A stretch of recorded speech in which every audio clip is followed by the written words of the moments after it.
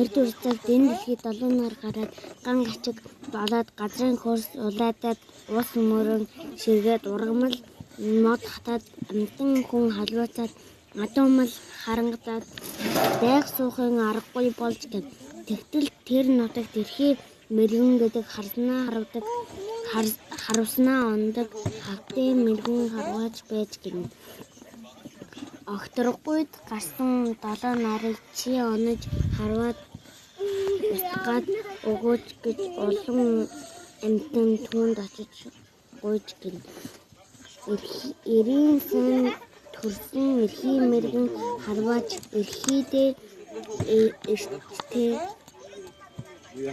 элгэндээ цөстэй залуу настай халуун цустай хүн болохоор